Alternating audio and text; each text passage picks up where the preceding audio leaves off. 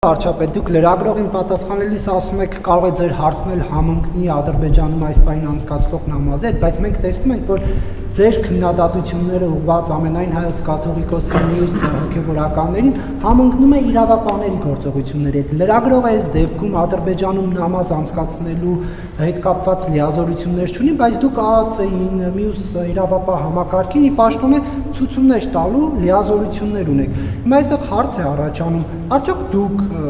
ձեր այս քաղաքական հայտարարություններից հետո են այդ գործողությունները իրավապահները իրականացնում, թե ոչ եւ ընդդիմությունը իրեն զգում է 37 թվում, ասում է հիմա տեղի է ունենում այն, ինչ 37 թվին էր տեղի ունենում, դուք սա ինչպես եք մեկնաբանում։ Ես զարմանքով արձանագրեցի, որ մեր ընդդիմության մեջ կան մարդիկ, ովքեր 37 թիվը տեսել են եւ նույն զգացողությունները ունեն։ Գիտեք, ես այն քննադատությունները, որ հնչեցրել եմ, այդ քննադատությունների նմանվող քննադատություններ ես հնչեցրել եմ դեռևս 1995 թվականից եւ գուցե մի փոքր ավելի վաղ ժամանակից։ Մենք ձեր հարցի համար կա շատ կոնկրետ մեթոդաբանություն։ Հիմա այդ գործողություններ նախ ես բացառում եմ, պարզապես բացառում եմ, որ այն գործընթացները, որոնք տեղի են ունենում եւ որոնց մասին հայտարարվում է, դրանք որևէ կերպ դուրս լինեն իրավական ընթացակարգերի եւ օրենքի շրջանակներից։ Ես դա պարզապես բացառում եմ։ Երկրորդը,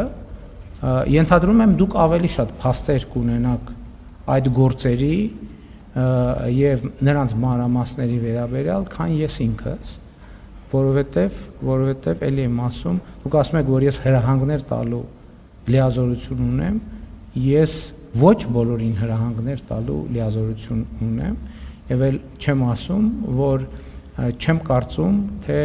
Հայաստանում կան պաշտոնյաներ, ովքեր պատրաստ են ապօրինի հրահանգներ իրականացնել։ Հայաստանի Հանրապետությունում պետական ինստիտուտները գործում են իրենց լիազորությունների եւ իրենց վերապահված իրավունքների շրջանակում։ Նույնիսկ եթե հրահանգ տրվի, ով է այդ հրահանգի ապօրինի գործողության պատասխանատվությունը, ով է վերցնելու։ Չկա նման բան պարզապես չկա նման բան։ Եվ էլի, գիտեք, Հայաստանում մի այսպիսի բան կա,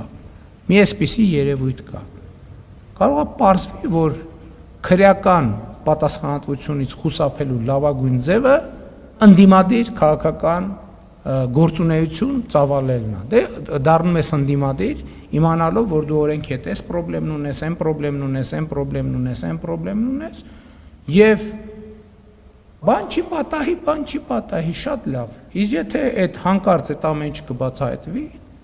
խնդրեմ իհարկե ամենալավագույն ձևը։ Ես այս վերջերս ասեցի, այդ տենց մի անց կար, որ պաշտոնյա էր մեր ստեղծած կազմակերպությունում, հենց հայտնվեց հետախուզման մեջ, պարզվեց, որ ամբողջ կյանքը ընդդիմադիր ա եղել։ Արդեն սկսեց ուրիշ ձևով խոսալ իմ մասին, այսինքն տպավորություն է,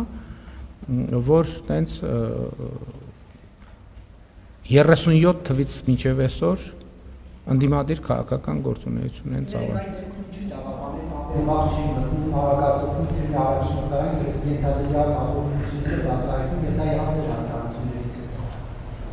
Ենթադրում եմ, բայց ես երեք լուրերի թողարկումն եմ նայել,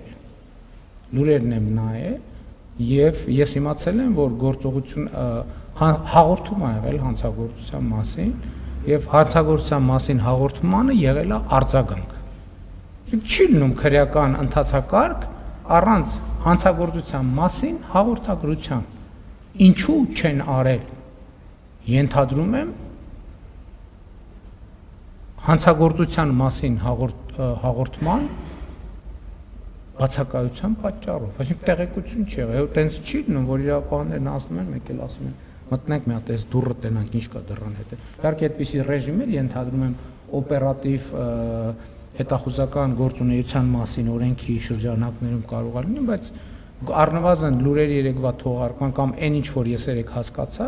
այդ տրամաբանությունն է։ Բայց դա դուք էլ պետք է իմանայիք, ինչ եք ինձ հարցնում։